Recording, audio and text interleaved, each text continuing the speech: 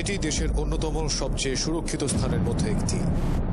প্রচুর সংখ্যক মানুষ রাত দিন পরিশ্রম করে চলেছেন যাতে হাই ভোল্টেজ ইলেকট্রিসিটি সাপ্লাই করা যায়, যার 4টে ইউনিটের মোট উৎপাদন ক্ষমতা হবে 1400 মেগাওয়াট।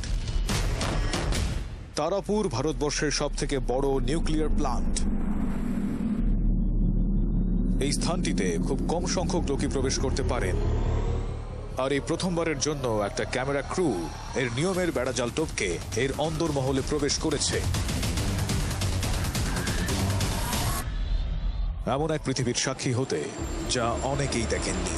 তো এটা হলো একটা আসল রিঅ্যাক্টরের এতটাই কাছে যেখানে আপনার পক্ষে যাওয়া সম্ভব। একটি নিউক্লিয়ার পাওয়ার রিঅ্যাক্টরের পাঁচিলের ওপাশে কি হচ্ছে তার ভিতরের খবর জানবো। আপনার হাতে যেটা রয়েছে সেটা 10 লক্ষ ইউনিটস অফ ইলেকট্রিসিটি। 1 মিলিয়ন। জটিলতা কিভাবে কাটানো হয় সেটাও জানবো আমরা। এটা আমার কাছে অন্যতম আশ্চর্যজনক বিষয়, যেটা আমি সায়েন্স ফিকশন ফিল্মের বাইরে কিছু দেখছি। এখন দেখবেন ইনসাইড তারাপুর নিউক্লিয়ার প্লান্ট।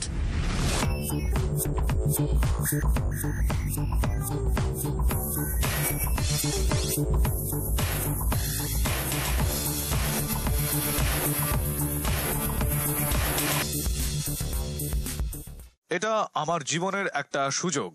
আমি রয়েছি ভারতের অন্যতম সিকিউর ইনস্টলেশনে, আর 24 ঘন্টার মধ্যে এই ঐতিহাসিক নিউক্লিয়ার প্লান্টের রহস্য উদ্ঘাটন করতে আমাকে ইতিমধ্যেই কিছু কড়া সুরক্ষা বলয়ের মধ্যে দিয়ে আসতে হয়েছে, আর এখন আমি প্রবেশ করতে প্রস্তুত নিউক্লিয়ার পাওয়ারের আকর্ষণীয় এক দুনিয়ায়।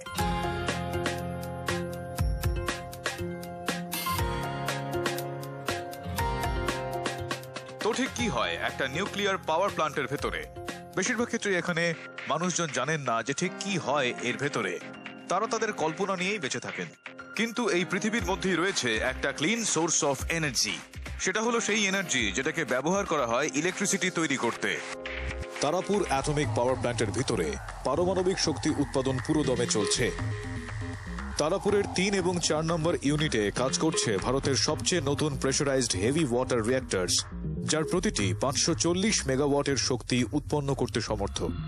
সারা বিশ্ব জুড়ে 31টির মতো দেশে সব মিলিয়ে প্রায় 430টি কমার্শিয়াল নিউক্লিয়ার রিঅ্যাক্টর রয়েছে। ভারতে 20টি নিউক্লিয়ার রিঅ্যাক্টর রয়েছে যেখানে উৎপাদন হচ্ছে, যেগুলি পরিচালনা করে nuclear power corporation of India বা NPCIL। তারাপুর ভারতের অন্যতম সেরা একটি পারমাণবিক কেন্দ্র। তারাপুরে যখন প্রথম 2টি নিউক্লিয়ার রিঅ্যাক্টর আসে সেই 1969 সাল নাগাদ, তখন ইতিহাস সৃষ্টি হয়। পারমাণবিক যন্ত্রগুলিকে বিদেশের যাত্রাপথ অতিক্রম করে বহু কষ্টে এখানে পৌঁছতে হয়। 1964 সালে একটি চুক্তি স্বাক্ষরিত হয় ইউএস এর জেনারেল ইলেকট্রিকের সঙ্গে ভারতের বিদেশি প্রযুক্তি ব্যবহার করে একটি প্ল্যান্ট বসানো নিয়ে। আরো 2টো ইউনিট তারাপুর 3 এবং 4 2005-6 সালে তৈরি হয় ইন্ডিজেনিয়াস প্রযুক্তি ব্যবহার করে। এই 4টি ইউনিট একত্রিত করলে ক্ষমতার দিক থেকে আপনি দেশের সবথেকে বড় একটি পারমাণবিক শক্তি উৎপাদন কেন্দ্র পাবেন। এখানে 4টি ইউনিট রয়েছে। সব থেকে পুরনো ইউনিট হলো ইউনিট নাম্বার 1 আর 2। এখানে দিনে গড়ে প্রায় 320 মেগাওয়াট উৎপন্ন হয়, যার থেকে ধরুন 7.6 মিলিয়ন ইউনিট প্রতিদিন পাওয়া যায়। আর তারাপুর 3 আর 4 এগুলো লেটেস্ট ইউনিট। एगुलो 2 करोड़ 60 लाख यूनिट बनाती है और ये बिजली की बहुत बड़ी मात्रा है। मैं कह सकता हूं कि आज देश में NPCIL कुल जितनी बिजली बना रहा है उसका 1/3 हिस्सा तारापुर में बनता है। इस न्यूक्लियर पावर जनरेशन का सेंटर है वो बड़ा सा डोम के आकार का स्ट्रक्चर जिसके इर्द गिर्द ये पूरा प्लांट बना है, यानी न्यूक्लियर रिएक्टर। सारा एक्शन न्यूक्लियर रिएक्टर में ही होता है, यहीं पर बिजली बनती है।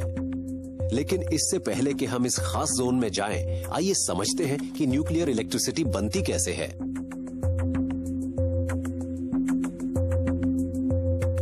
न्यूक्लियर इलेक्ट्रिसिटी तब बनती है जब एनर्जी रिलीज करने के लिए यूरेनियम एटम्स को स्प्लिट किया जाता है। जब कोई न्यूट्रॉन यूरेनियम से टकराता है तो वो कमजोर और अनस्टेबल होकर छोटे छोटे एटम्स में टूटकर ज्यादा न्यूट्रॉन और एनर्जी को रिलीज करता है। इस फिशन चेन रिएक्शन की वजह से हीट रिलीज होती है और उसी के जरिए बिजली बनती है।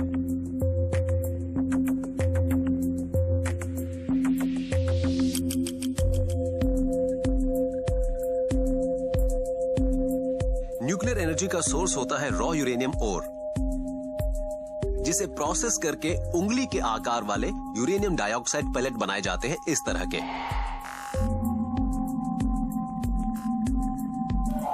मैं आपको बताना चाहूंगा कि एक अकेले यूरेनियम फ्यूल पैलेट से जितनी एनर्जी मिलती है उतनी एनर्जी हमें 800 किलोग्राम कोयले या तकरीबन 675 लीटर तेल जलाने पर हासिल होगी।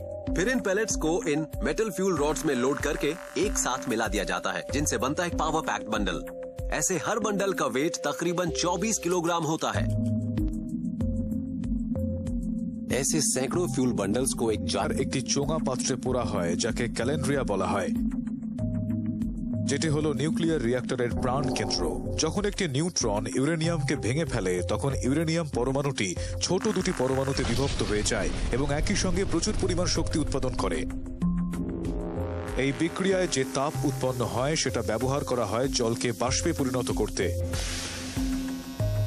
তারপর বিশাল বড় বড় টারবাইন এই বাষ্পগুলিকে জেনারেটর পর্যন্ত টেনে নিয়ে যায় বিদ্যুৎ উৎপাদন করতে।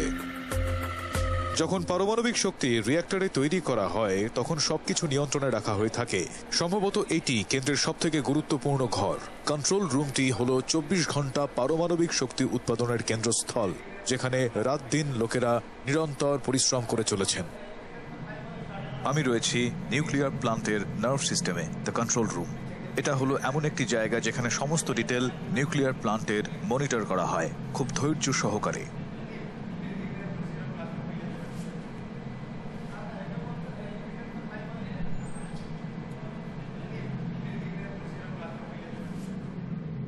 এইটা হলো কন্ট্রোল রুমের সবচেয়ে আকর্ষণীয় স্ক্রিন।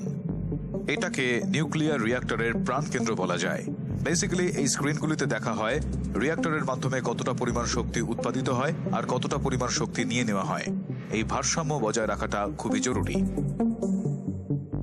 এসব অসংখ্য প্যারামিটারগুলি তৈরি করা হয়েছে কেন্দ্রে সুরক্ষিতভাবে কাজ করার জন্য। যদি কোথাও কোনো সমস্যা দেখা দেয় তখন রিঅ্যাক্টর প্রতি সেকেন্ডে 0.5% করে শক্তি হারাতে থাকে এবং প্রায় 3 কিংবা 30 সেকেন্ডের মধ্যে গোটা সিস্টেমটা বন্ধ হয়ে যায়। প্রচন্ড দক্ষ এবং প্রশিক্ষণপ্রাপ্ত ব্যক্তিরা কন্ট্রোল রুমের মনিটরে নজর দিয়ে বসে থাকেন এবং সবকটি প্যারামিটার নিয়ন্ত্রণে রয়েছে কিনা সেটা দেখার দায়িত্বও নেন।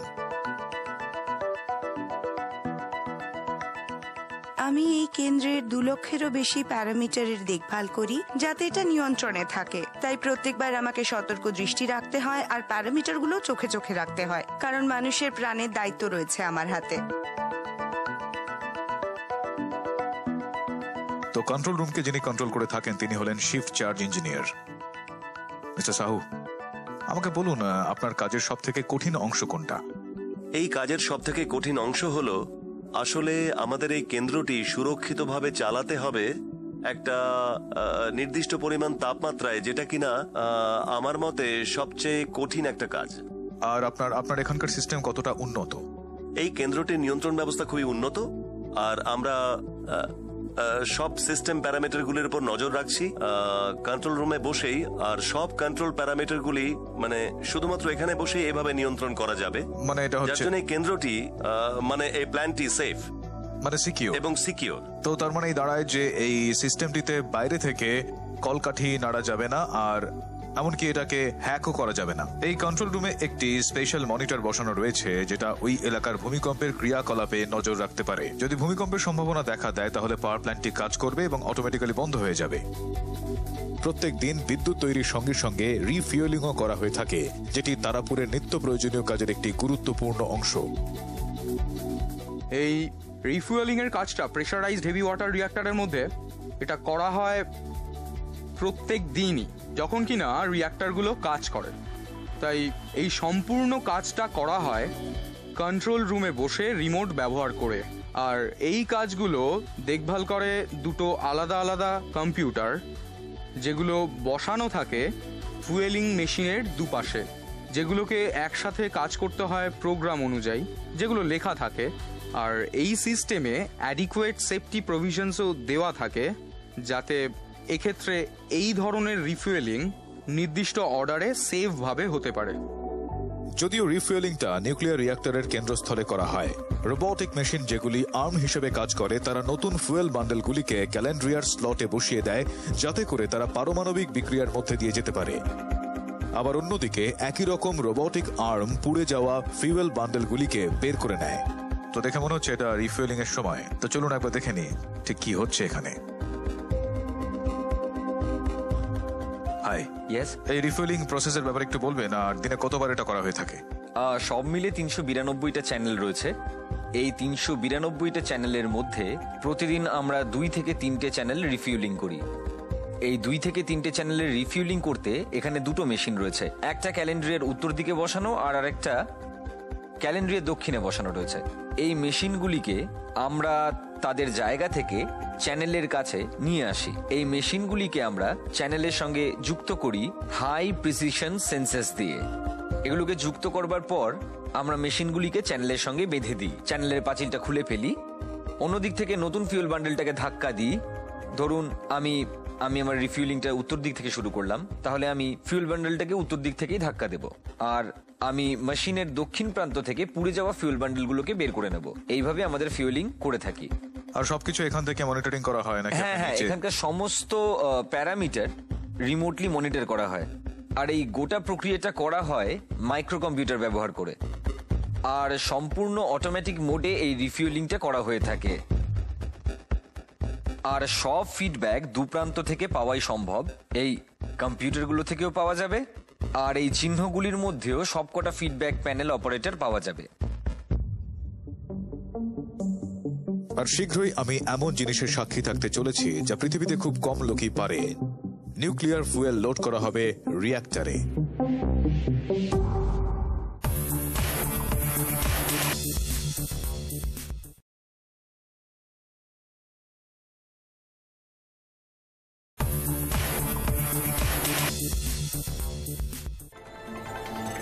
তারাপুরের ভেতরে ভারতের সবথেকে বড় পারমাণবিক কেন্দ্র।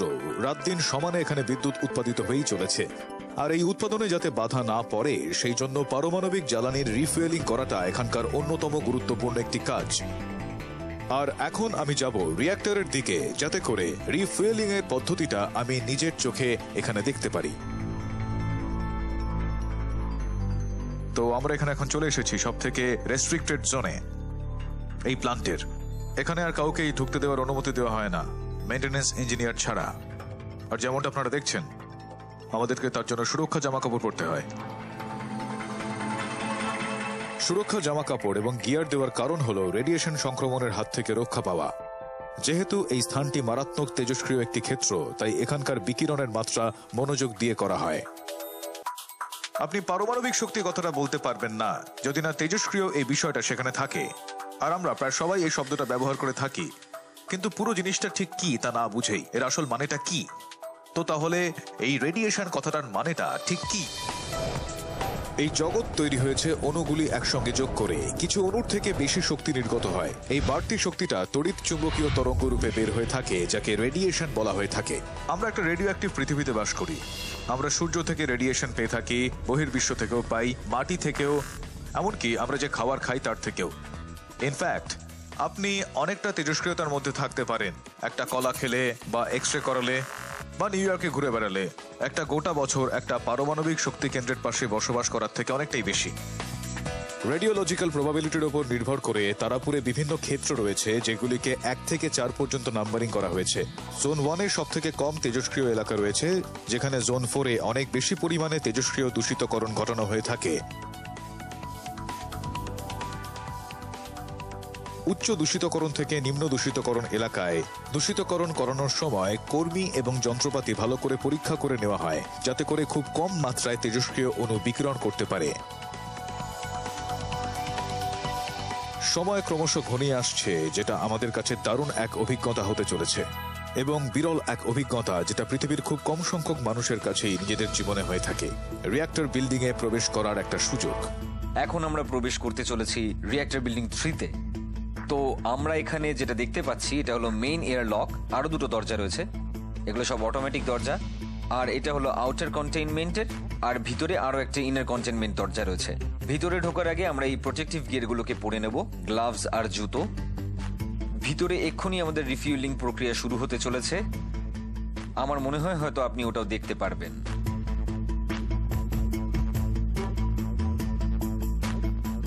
হেভি। এটা তো আরেকটা দরজা। হ্যাঁ, আরো একটা দরজা রয়েছে। আসলে এখানে দুটো আলাদা কন্টেইনমেন্ট রয়েছে। এই গোটা রিঅ্যাক্টর বিল্ডিং এ দুটো কন্টেইনমেন্ট রয়েছে, একটা ইনার কন্টেইনমেন্ট আর একটা আউটার কন্টেইনমেন্ট। আর এই দুটোতেই মানে যখন এই জায়গার মধ্যে আলাদা রকমের চাপ থাকে, ভিতরে যে অন্য দরজাটা আর বাইরেরটা, আর ওদের তৈরি করা হয়েছে যাতে বাইরের পরিবেশে তেজস্ক্রিয়তা ছড়িয়ে না পড়তে পারে। এখানে দুটো আলাদা বিল্ডিং রয়েছে, একটা আরেকটাকে সম্পূর্ণ ঘিরে রেখে দিয়েছে। তো এখন আমরা ভিতরেরটার দিকে চলে যাব।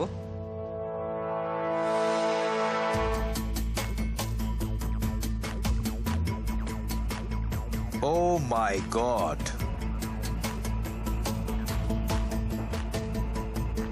তো এটা হলো একটা আসল রিঅ্যাক্টরের এতটাই কাছে যেখানে আপনার পক্ষে যাওয়া সম্ভব। আমি এমন জিনিসের সাক্ষী হতে চলেছিলাম যা পৃথিবীর খুব কম সংখ্যক মানুষই সুযোগ পান। সাক্ষী থাকতে পারমাণবিক বিক্রিয়া ঘটানোর আগে একটা ফিউয়েল বান্ডেলকে রিঅ্যাক্টর মেশিনে লোড করবার আগের অবস্থা। এখানে আসার আগে এই নতুন ফুয়েল বান্ডেলগুলিকে কঠোর কিছু পরীক্ষার মধ্য দিয়ে আসতে হয়েছে। ফুয়েল বান্ডেল যেগুলি তৈরি করা হয়েছে নিউক্লিয়ার ফুয়েল কমপ্লেক্সে, যেটা হায়দ্রাবাদে অবস্থিত, এখানেই সমস্ত নিউক্লিয়ার ফুয়েল তৈরি করা হয়ে থাকে, যেগুলি সাবধানে কেন্দ্রে আনা হয় এবং তাদের গুণমান পরীক্ষা করা হয়। উৎপাদন কেন্দ্র থেকে ফুয়েল বান্ডেলগুলো চলে আসার পর আমরা 3টে পরীক্ষা করি। একটা ফিজিক্যাল টেস্ট, তারপর করা হয় ডাইমেনশনাল টেস্ট, আর শেষটা হলো ইন্টিগ্রেটিভ টেস্ট। চোখে দেখে এবং ডাইমেনশনাল টেস্টের পর আমরা 3টে বান্ডেলকে একটা বাম্বিং চেম্বারে আলাদা করে পুড়ে দিই, আর এটা ঢাকা দেওয়ার পর আমরা হিলিয়াম গ্যাস দিয়ে এর উপরে চাপ দিই প্রায় 6 কেজি মতন 1 ঘন্টা ধরে। হিলিয়াম টেস্টিং করা হয় ছিদ্র পরীক্ষা করবার জন্য। নতুন ফিউয়েল বান্ডেল একবার উতরে গেলে তারপর এটা বিক্রিয়ার জন্য ক্যালেন্ড্রিয়াতে লোড করা হয়। তো এখন আমরা নতুন ফিউয়েল লোডিং এলাকায় রয়েছি। এটা অন্যতম গুরুত্বপূর্ণ এলাকা, আর এখান থেকে আমরা ম্যানুয়ালি ফিউয়েল লোড করব, তারপর আমরা এগিয়ে যাব। ফিউয়েলটা যাচ্ছে আর এবার সবকিছু সিস্টেম নিজেই করে নেবে। এটা কি আমার পক্ষে সেফ হবে? এটা করতে পারি? হ্যাঁ, একদম পারবো করতে। হ্যাঁ, নতুন ফিউয়েলটা নিয়ে কিন্তু তেমন কোনো সমস্যাই নেই, আর এটা ভিজিটর ফ্রেন্ডলি, তাই কোনো সমস্যাই নেই। তো আমি এই একটা বান্ডেল তুলছি, এগুলো একটু ভারী আর আমাদের এখানে রাখতে হবে। ফিউয়েলগুলো পেয়ারে যায়, তো আপনি কি অন্যটা লোড করতে চাইবেন? হ্যাঁ, কেন না। তো আপনার হাতে যেটা রয়েছে সেটা 10 লক্ষ ইউনিটস অফ ইলেকট্রিসিটি, আর এই একটা ফিউয়েল বান্ডেলে 10 লক্ষ? হ্যাঁ, 10 লক্ষ ইউনিটস অফ ইলেকট্রিসিটি। বেশ ভারী। কিন্তু আপনি তো বেশ ভালোভাবেই ধরে রাখতে পেরেছেন। অতটাও সোজা নয়। তো এরপর থেকে হাইড্রোলিক র্যাম্প চলে আসছে, আর এই ফিউয়েলটা নতুন ফিউয়েল ম্যাগাজিনে প্রবেশ করবে, আর তারপর ট্রান্সফার সিস্টেমটা কাজ করবে, যে ফিউয়েলিং মেশিনটা আমরা এবার দেখতে চলেছি। ঠিক আছে। তো আমরা এতক্ষণে দুজন মিলে লোড করেছি প্রায় 20 লক্ষ ইউনিট। 20 লক্ষ ইউনিট সব আলোয় ভরিয়ে দেব।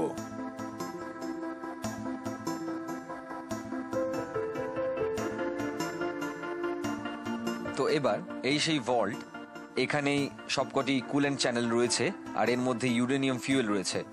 তাই এখানে একদমই যাওয়া যায় না, আর দরজাটা রাস্তা বন্ধ রেখেছে, যেটার একটা ইন্টারলক রয়েছে। এটা তখন খুলবে না যখন রিঅ্যাক্টরটা নির্দিষ্ট তাপমাত্রার উপরে থাকবে 1% পাওয়ার পয়েন্টে। 1% পাওয়ারের বেশি? 0.1% পাওয়ারে আমরা খুলতে পারবো না। তো এটা হলো দুটোর মধ্যে একটা এন্ট্রি পয়েন্ট নিউক্লিয়ার রিঅ্যাক্টরের ভল্টে প্রবেশ করার।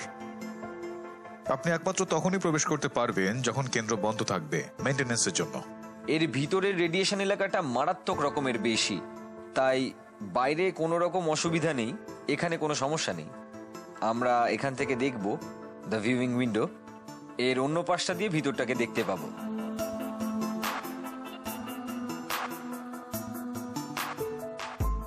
এটা হলো ভিউইং উইন্ডো।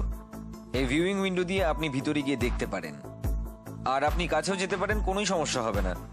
আর আপনি ভিতরে যেটা দেখছেন সেটাই কিন্তু ফিউলিং মেশিন। সম্ভবত এটা সব থেকে সেরা জিনিস সায়েন্স ফিকশন ফিল্মসের বাইরে আমি যেগুলো দেখেছি। তো এটা হলো একটা রোবোটিক মেশিন যেটা ফুয়েলটা লোড করে, যেটা তখন আমরা ওখানে করলাম। একদম। এটা আসলে এখানে এইভাবে। হ্যাঁ, একদম ঠিক। আপনি ওখানে যেটা লোড করলেন সেটা ছিল ফ্রেশ ফিউয়েল, যেটা মেশিনে এসেছে। ও সেই ফিউয়েলটা নিয়েছে, আর এখন ওটা ক্যালেন্ড্রিয়াতে লোড করা হবে, বা আমরা যেটাকে বলি কুলিং টিউবস। 392টা কুলিং টিউবস রয়েছে, আর প্রতিটাই এখন এই মেশিনটা প্রায় সুইং করবে প্রায় 90 ডিগ্রি মতো, আর সেগুলো কুলিং টিউবসের সঙ্গে যুক্ত হয়ে যাবে। তো এখন আজকের দিনের মতো প্রথম চ্যানেলটা হতে চলেছে। এই জিনিসগুলি এই প্রত্যেকটা ওখানে রয়েছে এই তাপমাত্রা নিয়ন্ত্রণ করার জন্য। তো আমি জানতে চাইবো এখানকার তাপমাত্রা কতটা হতে পারে। এখন যদি আপনি ভিতরে ভালো করে দেখেন তাহলে বুঝবেন একটা প্লাগ রয়েছে, আমরা এটাকে সিলিং প্লাগ বলি বা ক্লোজার প্লাগ। তো ওই টিউবগুলোর ভিতরের তাপমাত্রা প্রায় ধরুন 300 ডিগ্রি সেন্টিগ্রেড হবে, আর ওর ভিতরে চাপ থাকবে ধরে নিন প্রায় 100 কেজি প্রতি সেন্টিমিটার স্কোয়ার। এই কেন্দ্রটির রিফিউলিং পদ্ধতি আমরা আপনাকে যেটা দেখালাম, মানে আমরা সিলিং প্লাগটাকে খুলে নিই প্রায় 7000 বার, তার মানে প্রায় ধরুন 14000 বার আমরা এটাকে খুলি আর লাগাই, তাই সবই ঠিক থাকে। আর সারা ভারতের নিউক্লিয়ার প্ল্যান্টসগুলির দিক থেকে আমরা এই কাজটা প্রায় 70000 বার বেশি করে থাকি। তো সেই পরিমাণ দক্ষতা আমরা অর্জন করেই ফেলেছি। আর এই সমস্ত পারমাণবিক শক্তি যেটা উৎপন্ন করা হয় অবশেষে বিশাল বড় একটা টারবাইন রুমের দিকে যায়।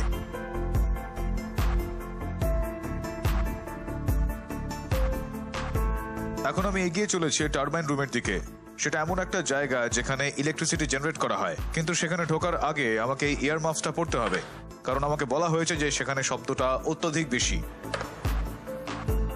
ঠিক আছে,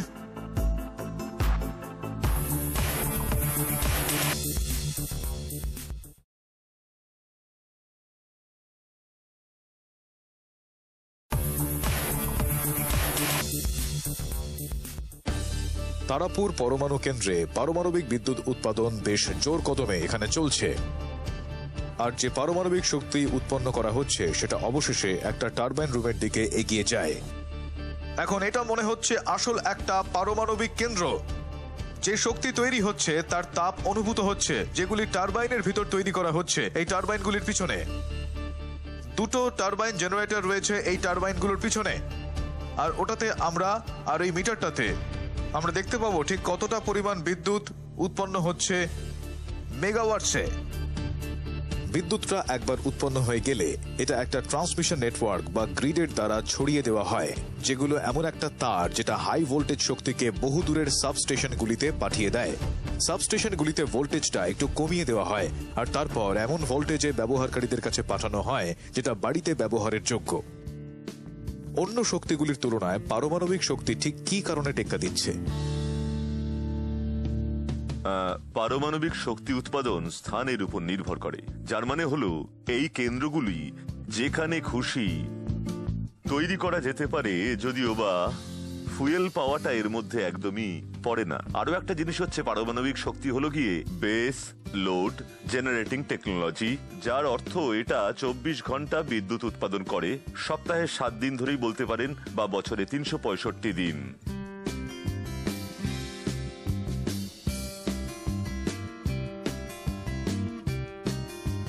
বর্তমানে থার্মালটা বেজ লোড স্টেশন হিসেবে কাজ করছে। অন্যথায় থার্মালের রিসোর্সগুলো যেমন কয়লা আর পেট্রোলিয়াম সেগুলো শেষ হয়ে আসছে দ্রুত। কিন্তু আপনি দেখুন রিনিউয়েবল যেমন সৌরশক্তি, বায়ু শক্তি, তারা বিদ্যুতের যোগান দিচ্ছে কিছুক্ষণের জন্য, তাই ওগুলো কনসিডার হয় না বেজ লোড স্টেশন হিসেবে। তো যখন পারমাণবিক শক্তির কথা উঠলো, ভারত কোথায় দাঁড়িয়ে? ভারতে প্রায় 40 বছরের বেশি সুরক্ষিত পারমাণবিক শক্তি উৎপন্ন হচ্ছে, আর আমরা উন্নতি করেছি। যেমন ধরা যাক প্রেসারাইজ হেভি ওয়াটার প্রযুক্তিতে আমরা ব্যাপক সামর্থ্য অর্জন করতে পেরেছি, ডিজাইনিং এ, কনস্ট্রাকশন আর অপারেশনে। আর আমরা ডেমনস্ট্রেট করেছি নিজেদের দক্ষতাকে সারা বিশ্বের যোগ্যতার সাথে। এমনকি আমাদের একটি রিঅ্যাক্টর অপারেট করা হয়েছিল টানা প্রায় 750 দিনের বেশি, যেটা অর্জন করেছে যেমন second longest duration of operation among the world reactors. এর থেকে আমাদের যোগ্যতাটা বোঝা যাচ্ছে সারা বিশ্বের সাথে তুলনায়। কাজটা ঠিক ওইভাবে হবে, কিন্তু বিশ্বমানের যোগ্যতা অর্জন করা মুখের কথা নয়। তারাপুরে জটিল প্রযুক্তিগুলি একমাত্র দারুণভাবে সুদক্ষ ব্যক্তিরাই নিয়ন্ত্রণ করেন। আর এটা কোনো অবিকল ঘটনা নয় যে এখানে কাজ করা একজন ব্যক্তির ক্ষেত্রে তারা বহুদিন ধরে প্রশিক্ষণ নেওয়ার পরই এখানে কাজ করতে পারছেন।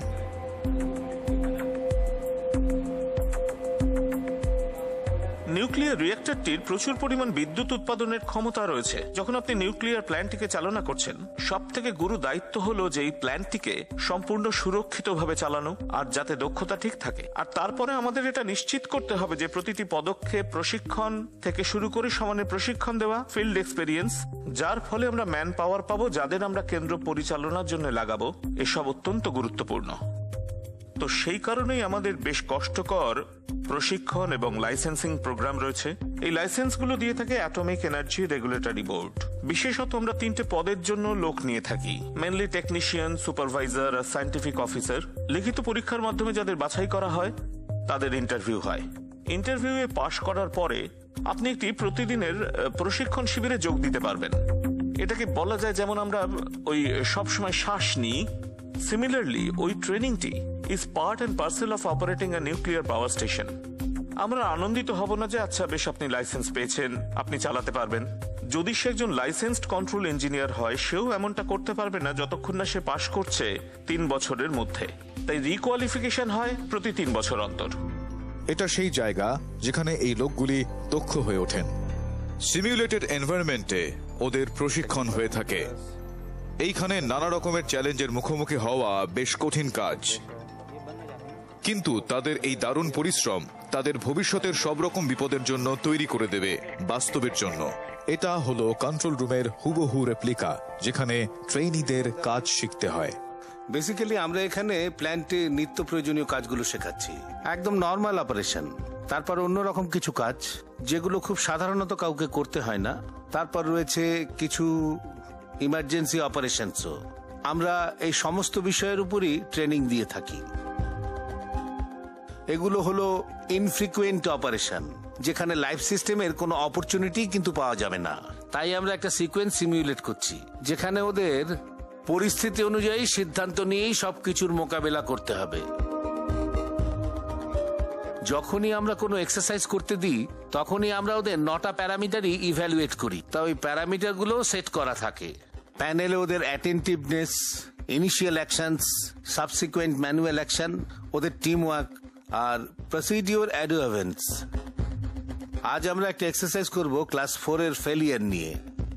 আর তোমাদের কাজগুলো আমি বুঝিয়ে দিচ্ছি। তুমি হলে অ্যাসিস্ট্যান্ট শিফট ইঞ্জিনিয়ার, তুমি স্টেশনের প্যানেলগুলোর ওভারঅল কন্ট্রোলার। তো ব্যক্তিদেরকে সুরক্ষা এবং প্রশিক্ষণ দেওয়াটা হলো তারাপুর চালনার প্রধান চাবিকাঠি। অন্যান্য শক্তির উৎসের তুলনায় পারমাণবিক শক্তির ক্ষেত্রে কিছু অ্যাডভান্টেজ রয়েছে। পারমাণবিক শক্তি সম্পর্কে মানুষকে আরো জানতে হবে। পারমাণবিক ক্ষেত্রে কোথাও ঘটা কোনো দুর্ঘটনা মানে সর্বত্রই দুর্ঘটনা ঘটা, আর এর মধ্যে কয়েকটা ঘটনা ছিল পারমাণবিক শক্তির ইতিহাসে ভয়ঙ্কর। কিন্তু এই দুর্ঘটনাগুলির জন্যই দারুণ কিছু সুরক্ষা প্রযুক্তি এসেছে বর্তমানে, যা সারা পৃথিবীর পারমাণবিক শক্তি উৎপাদনের ক্ষেত্রে রয়েছে। পারমাণবিক শক্তির প্রযুক্তিতে আমরা ভালো আন্তর্জাতিক সহযোগিতা পেয়েছি। যে ঘটনাগুলি ঘটেছিল আন্তর্জাতিক স্তরে, 3টে মাইল অ্যাক্সিডেন্ট, ক্যানোবেল অ্যাক্সিডেন্ট, এমনকি সাম্প্রতিককালে ফুকুশিমা অ্যাক্সিডেন্ট, এই সবগুলির ভিতরের তথ্য আন্তর্জাতিক স্তরে ভাগ করে নেওয়া হয়েছে। যে অভিজ্ঞতা অর্জন করা সম্ভব হয়েছে, আর এগুলি প্রচুর, সবকিছু ভালো করে পর্যবেক্ষণ করা হয়েছে। এমনকি ভারতীয় দিক থেকেও আমরা বেশ কিছু পদক্ষেপ নিয়েছি সুরক্ষাকে আরো জোরদার করার জন্য। আমরা কিছু অতিরিক্ত ফিচার যুক্ত করেছি নতুন রিঅ্যাক্টরগুলির সাথে সাথে আমাদের পুরনো রিঅ্যাক্টরগুলিতেও, ওই দুর্ঘটনার ভিত্তিতে। তো কতটা সুরক্ষিত এই নিউক্লিয়ার প্ল্যান্টগুলি? তারাপুর কাজ করে ডিফেন্স ইন ডেপথ ফিলোসফির উপর, যার মানে হলো দুর্ঘটনা রোধ করবার জন্য ওখানে অনেকগুলি সীমারেখা রয়েছে। এটা শুরু হচ্ছে ইউরেনিয়াম দিয়ে, যেটা সেরামিক পেলেট অবস্থায় থাকে। এগুলি সিল করা জার্কোনিয়াম অ্যালয় টিউবের ভিতরে থাকে ফিউয়েল রড তৈরির জন্য, যেগুলি এক কথায় বন্ধ স্টিলের প্রেসার ভেসেলের মধ্যে। অবশেষে এটাকে কন্টেনমেন্ট স্ট্রাকচার করে 2 মিটার পুরু দেওয়ালের কাছে বন্ধ করে রাখা হয়। যদি আমরা একটা পেঁয়াজকে দেখি, তার খোসা ছাড়াবার পরে ওতে অনেক লেয়ার থাকে। পারমাণবিক কেন্দ্রের ক্ষেত্রেও একই কথা প্রযোজ্য। আসলে এটা একটা মাল্টি লেয়ার প্রিভেনশন, যার মধ্যে ফিজিক্যাল ব্যারিয়ার রয়েছে তেজস্ক্রিয়তাকে পরিবেশের মধ্যে ছাড়া থেকে আটকানোতে। বেসিক ডিফেন্স ইন ডেপথ ফিলোসফির প্রধান উদ্দেশ্যটাই হলো যেমন দুর্ঘটনাটাকে আটকানো। ধরুন কোনো দুর্ঘটনা ঘটলো, আমাদের সেটা আটকাতে হবে, আবার একই সাথে আটকাতে হবে যাতে পরিবেশে ছড়িয়ে না পড়ে। এই প্ল্যান্টের আসলে একটা 2 গ্রুপ সেফটি কনসেপ্ট আছে। প্রতিটা গ্রুপের সেফটির সাথে ইন্ডিপেন্ডেন্টলি বিভিন্ন ধরনের সেফটি ফাংশন নেওয়া সম্ভব নিউক্লিয়ার রিঅ্যাক্টরের ক্ষেত্রে, যাকে আমরা বলি 3 C's, অর্থাৎ control of reactivity, core cooling এবং কন্টেইনমেন্ট। তাই প্রত্যেকটা গ্রুপই কিন্তু এই সমস্ত ফাংশন সামলাতে একেবারেই সক্ষম। পুরো ব্যাপারটা বাস্তবায়িত করার জন্য প্ল্যান্টের লেআউট এমনভাবে ডিজাইন করা হয়েছে যাতে সেফটি সিস্টেমের অর্ধেকটা ফিজিক্যালি থাকে একটা ইন্ডিপেন্ডেন্ট স্ট্রাকচারের মধ্যে, আর বাকি অর্ধেকটা থাকে প্ল্যান্টের বাকি সমস্ত অংশে ছড়িয়ে ছিটিয়ে। এই গম্বুজের দেওয়ালগুলি এমনভাবে তৈরি করা হয়েছে যাতে করে তেজস্ক্রিয়তা বাইরে বেরোতে না পারে। এটার পুরুত্ব ছাড়াও ওখানে আরো একটি দেওয়াল রয়েছে যেখানে 2 দেওয়ালের মধ্যে ঋণাত্মক চাপ কাজ করে। তাই যদি কখনো কোথাও লিক হয়, বাইরের চাপ ভিতরের বাতাসের চাপ দেবে তেজস্ক্রিয়তাকে বাইরে বেরোতে দিতে। আমাদের এখানে 2টো দেয়াল আছে, ভেতরের দেয়াল এবং বাইরের দেয়াল। সক্রিয়তা থাকলে ওটা বাইরে বেরিয়ে যাবে। তারপর আমাদের হাতে 1.6 কিলোমিটার এক্সক্লুশন জোন আছে। এগুলোকে ছেড়েই তবে আমরা লোকজনকে বসবাসের অনুমতি দিই। এমনকি এক্সক্লুশন জোনের পরবর্তী এলাকাতেও পরিবেশের উপর তেজস্ক্রিয়তার প্রভাব ভালো করে নজর রাখা হয়। The department of atomic energy একটা নজরদারির ব্যবস্থা করেছে যাকে এনভায়রনমেন্টাল সার্ভে ল্যাবরেটরি বলা হয়, যেটা পরিবেশের পরীক্ষা করে যাতে করে ক্ষতিকর কোনো বিক্রিয়া ধরা যেতে পারে। আমরা আমাদের কাজ শুরু করি 1964 সাল থেকে, মানে এই প্ল্যান্ট শুরু হওয়ার অনেক আগেই। আর এই কাজ আমরা চালিয়ে যাচ্ছি গত 4 দশক ধরেই। আমরা স্যাম্পল নিই, যেমন হাওয়া, জল, দুধ, মাছ, সবজি, ঘাস, সমুদ্রের জল, সবই স্থানীয় অঞ্চল থেকে। এই এনভায়রনমেন্টাল মনিটরিং এর প্রাথমিক কাজ হলো এটা দেখানো যে সাধারণ মানুষের ওপর যে ডোজ দেওয়া হচ্ছে সেটা যেন রেগুলেটরি এজেন্সিজ অফ ইন্ডিয়ার বেঁধে দেওয়া শর্তের মধ্যে থাকে, যেটা আবার ইন্টারন্যাশনাল গাইডলাইনের ওপর বেস করা। তারাপুর নিউক্লিয়ার পাওয়ার স্টেশন এবং অন্যান্য নিউক্লিয়ার ফ্যাসিলিটিও সেফ, আর তারাপুরের অপারেশনের কারণে পরিবেশের ওপরে কোনো প্রভাব পড়ে না। সম্ভবত পারমাণবিক শক্তি উৎপাদনের সবথেকে বড় সুবিধা হলো এর থেকে কোনো গ্রিন হাউস গ্যাস বের হয় না, আর চারপাশটা বেশ সবুজই থাকে। আর দেখুন, এই প্রজাপতি পার্কটাই প্রমাণ করে দিচ্ছে তা।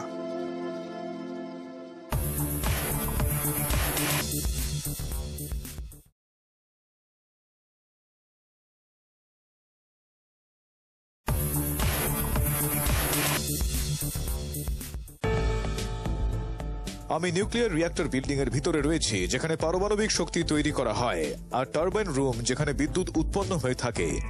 কিন্তু আমার এখনো আরো একটি জায়গায় যাওয়া বাকি রয়েছে, দ্য স্পেন্ট ফিউয়েল বে এলাকা। তো ব্যবহার করা ফিউয়েল বান্ডেলগুলির কি হয় যখন নিউক্লিয়ার রিঅ্যাক্টর তাদের ছেড়ে দেয়? মনে হয় উত্তরটা এখানে পেয়ে যাব। তো এটাই হলো আমাদের স্টোরেজ, আমাদের ট্যাপ 3 এর জন্য আমরা এখানে দেখব।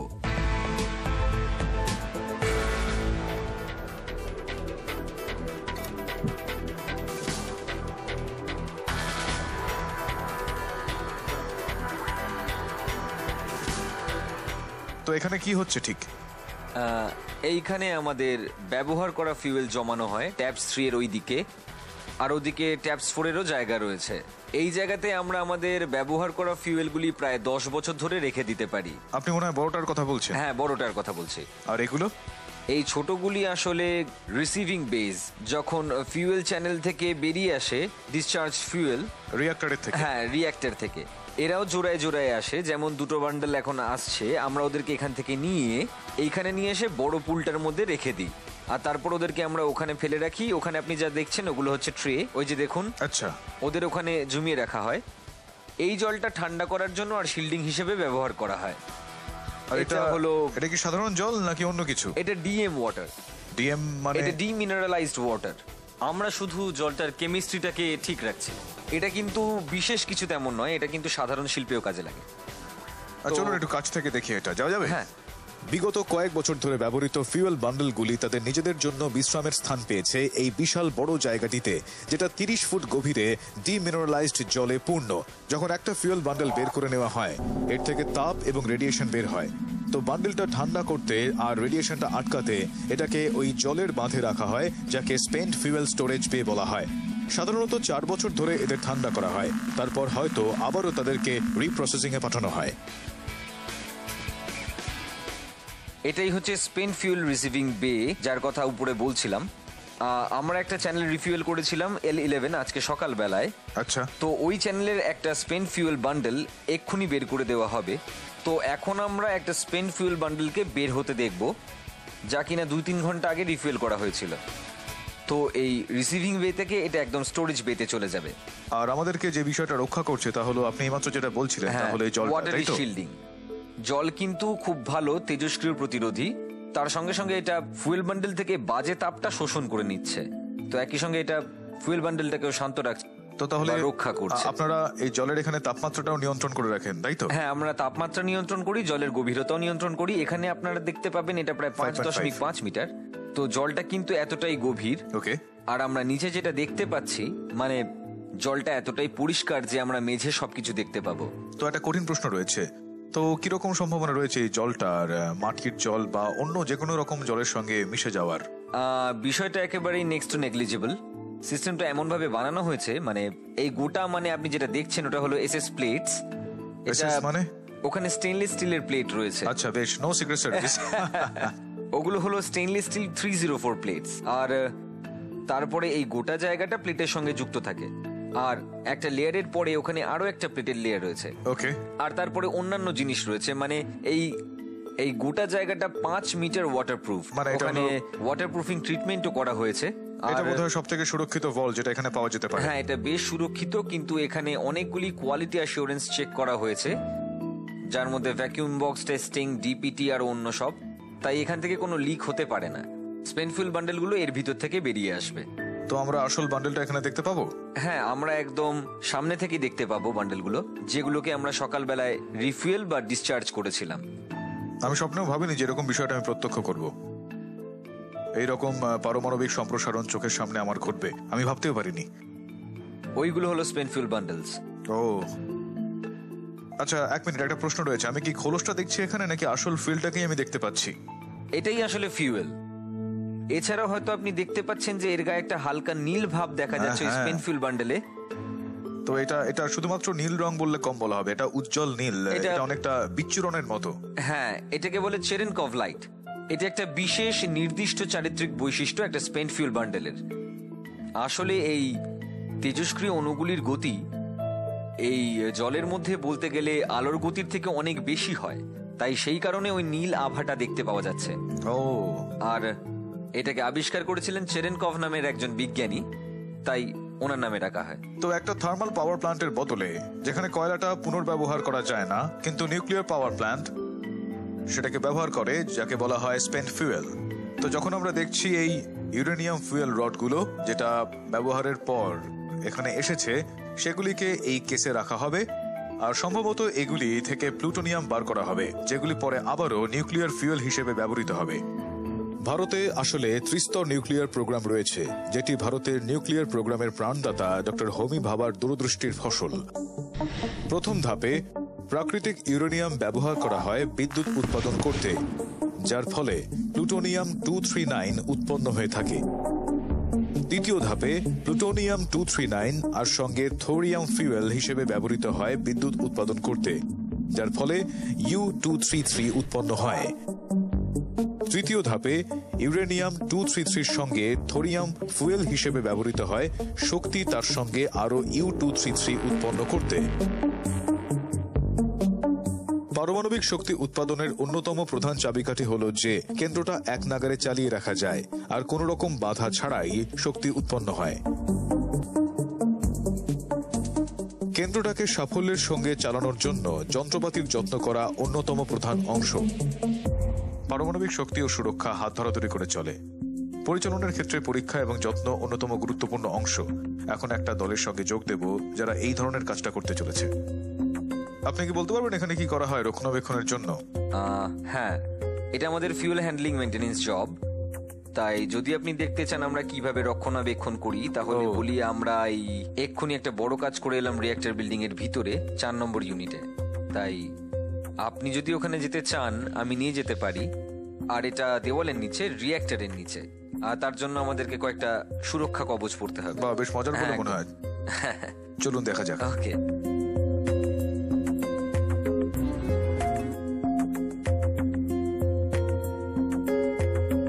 আমি এটা প্রথমবার দেখছি। এখন আমার মনে হচ্ছে আমি সায়েন্স ফিকশন ফিল্মের একটা অংশ। ইকুইপমেন্ট রিলায়াবিলিটি একটি অন্যতম চ্যালেঞ্জিং কাজ মেইনটেনেন্সের লোকেদের কাছে।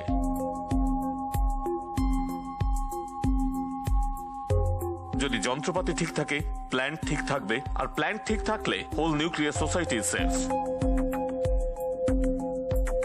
এটা একটা plan maintenance of change of ram assembly.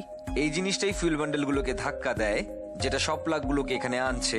আর এই র্যাম অ্যাসেম্বলি দিয়ে আমরা প্রায় 1200 রিফুয়েলিং এর কাজ শেষ করেছি। র্যাম অ্যাসেম্বলি হলো রোবোটিক ফিউয়েলিং মেশিনের প্রাণ কেন্দ্র। এই অংশটি ঠিক করতে রক্ষণাবেক্ষণকারী দলের প্রয়োজন ভেন্টিলেটেড প্লাস্টিক স্যুট এবং প্রেসারাইজড এয়ার মাস্ক তাদের সুরক্ষার জন্য। একটা দারুণ অভিজ্ঞতা হলো আমার। আর সব থেকে গুরুত্বপূর্ণ হলো এই গোটা অভিজ্ঞতাটায় যা আমি দাঁড়িয়ে আছি প্রযুক্তির একেবারে শেষ সীমা, একদম শেষ প্রান্তে, কিন্তু তবুও কাউকে এইসব কাজগুলিকে তাদের হাত দিয়ে করতে হয়। আর এই মানুষগুলো বলতে গেলে এখানকার সুপার হিরো, এমনকি আমাকেও সেরকম লাগছে, কারণ আমি ওদের মতো সেজে আছি। কিন্তু সুপার হিরোর মতো ড্রেস করা সত্ত্বেও আমি কিন্তু সুপার পাওয়ার পাইনি, তাই আমাকে আমার রেডিয়েশন লেভেল চেক করতে হবে। মিস্টার রাজগোপালন, আমি এইমাত্র এসেছি জোন 4 থেকে। আর আপনি আমাকে বলতে পারবেন আপনি কিভাবে মাপবেন আমার এক্সপোজারগুলিকে? রেডিও অ্যাক্টিভিটি বলতে যা বোঝায়। হ্যাঁ, আপনি দেখেছেন দুটো পার্সোনাল মনিটর আমরা আপনাকে দিয়েছিলাম। এটা হলো টিএলডি আর এটা হলো ডাইরেক্ট রিডিং ডোসিমিটার। তো আপনি দেখতেই পাচ্ছেন দেওয়ার সময় আপনাকে 0 করে দিয়েছিল হয়তো। এখন আপনি ফাইনাল রিডিং পাবেন 2.33 মাইক্রোসিয়েভার্টস। এই পরিমাণ ডোজ আপনি গ্রহণ করেছেন আজকের জন্য। মাইক্রোসিভার্ট এই পরিমাণ ডোজ আপনি নিয়েছেন। এটা এখানেও রেকর্ড হয়েছে, কিন্তু যখন আপনি প্রতিদিন কাজের জন্য এটা নিয়ে যাবেন, আপনি হয়তো কাজের জন্য RWP নেবেন, আর প্রতিদিন এই ডোজটা আপনার টিএলডি নাম্বারের সাথে যোগ হবে আমাদের সফটওয়্যার প্রোগ্রামে। তো মাসের শেষে গিয়ে আমরা এটা রিডিং এর জন্য পাঠিয়ে দেব। আর যে পরিমাণ ডোজ রেকর্ড করা হয় তাকে বলে লিগ্যাল ডোজ। কতদূর পর্যন্ত অনুমতি পাওয়া যায়? আমাদের 2 ধরনের ক্যাটাগরি আছে, একটা টেম্পোরারি ওয়ার্কারদের, অন্যটা ডিপার্টমেন্টাল ওয়ার্কারদের। কিন্তু ডিপার্টমেন্টাল ওয়ার্কারদের 1 বছরে আপনি দিতে পারেন প্রায় ওই 30 মিলি সিভার্টস ডোজ, কিন্তু ওই মানে টেম্পোরারি ওয়ার্কারদের মাত্র 15 মিলি সিভার্টস। আর এই ডোজ লিমিটটাই আমাদের দেওয়া হয়েছে। আর বিভিন্ন এলাকা দেখে আপনি কিভাবে মনিটর করছেন? আমি দেখছি সর্বত্র এখানে মেশিন রয়েছে। যদি আমরা জোন 4 থেকে জোন 1-এ যাই নিচের দিকে, হ্যাঁ, এই পুরো এলাকাটাতে জোনিংটা করা হয়েছে আমাদের দূষিতকরণের রেডিওলজিক্যাল প্রবাবিলিটি সেই মতো আমরা ভাগ করেছি। যখন আপনি প্রতিটা জোন থেকে বেরোচ্ছেন আপনাকে চেক করতে হবে আপনি কোনো রেডিয়েশন আপনার সাথে ক্যারি করছেন কিনা। ওটাকে আমরা দূষিতকরণ পরীক্ষা বলে থাকি, সেই জন্য ওটাকে ইন্টারজোনাল মনিটর সার্কিট বলে। এটা বাধ্যতামূলক যে যখন আপনি প্রতিটা জোন থেকে বেরোচ্ছেন দূষণের জন্য আপনাকে পরীক্ষা করা হবে। এটাই হলো আমাদের জোনাল ফিলসফি, যেভাবে আমরা গোটা বিষয়টা নিয়ন্ত্রণ করি। বৈজ্ঞানিক তথ্যের উপর ভিত্তি করে একটা কোরিলেশন আছে ওই রেডিয়েশন আর কনজেনিটাল অ্যানোম্যালির মধ্যে। আর দ্বিতীয় উপলব্ধি হলো এই যে রেডিয়েশনের ফলে ক্যান্সার হয়। তাই যদি আপনি তথ্য দেখেন, কর্মচারীদের মধ্যে ক্যান্সার বৃদ্ধি পাওয়া যারা রেডিয়েশনের খুব কাছ থেকে কাজ করেন বা আশেপাশে, যদি আপনি সব স্যাম্পল নেন হেলথ অ্যাসেসমেন্টের জন্য এপিডেমিওলজিক্যাল সার্ভের উপর ভিত্তি করে, আমরা দেখেছি এটা 1/5 অন্য যেখানে পারমাণবিক কেন্দ্র রয়েছে তার তুলনায়। আমরা হলাম গ্র্যাজুয়েট ইঞ্জিনিয়ার, আমরা পৃথিবীর যে কোনো প্রান্তে কাজ পাবো, তবুও আমরা এখানে কাজ করি তার কারণ যে এখানে রেডিয়েশনের বিকিরণটা নামমাত্র। যদি আপনি আমাদের গোটা কেন্দ্রটাকে ধরেন, গড়ে একটি লোক যে ডোজ পায় তারাপুর 3 এবং 4 থেকে, এটা প্রায় 0.6 থেকে 0.8 মিলি সিভার্টিন 1 বছরে। যদিও লিমিটটা হলো গিয়ে 20 মিলি সিভার্টস বা 30 মিলি সিভার্টস। আর যে পরিমাণ লোক যারা 5 মিলি সিভার্টস পার করে যান যদি বলেন তবে খুব বেশি হলে 1%। আমরা এইভাবেই গোটাটা নিয়ন্ত্রণ করি, লিমিট থাকা সত্ত্বেও। আমরা লোকেদের অতটা ডোজ গ্রহণ করতে দিই না, ব্যাস ওই। ঠিক আছে, আর কিছু জিজ্ঞাসা করবেন? না না, থ্যাংক ইউ। তো আমি কাটালাম একটা গোটা দিন এই নিউক্লিয়ার প্ল্যান্টের ভেতরে, আর আমি জাস্ট এইমাত্র গ্রিন সিগন্যাল পেলাম, আর আমি সম্পূর্ণ দূষণমুক্ত অবস্থায়। আর আমাকে বলতেই হবে, আমি এখানে এসেছিলাম একটু সংকোচ নিয়েই, কেননা আমি প্রথম আসছি একটা নিউক্লিয়ার প্ল্যান্টে। কিন্তু অন্যান্য যে কোনো ইন্ডাস্ট্রিয়াল প্ল্যান্টের মতোই পার্থক্যটা শুধু এই ধরনের জামা কাপড় পরতে হবে আপনাদেরকে, ওই প্রোটেক্টিভ কারণে কিছু। আমি চলে আসার সঙ্গে সঙ্গে তারাপুর তার শক্তি উৎপাদনের অবিচলিত লক্ষ্যে আবারও কাজ শুরু করলো। অদূর ভবিষ্যতে ভারত চিন্তা করছে পারমাণবিক শক্তি বহুগুণ বাড়িয়ে তুলতে, আর ভারতের সবথেকে বড় পারমাণবিক শক্তি কেন্দ্র হিসেবে তারাপুর নিশ্চিতভাবে পথ দেখিয়ে এগিয়ে নিয়ে যাবে।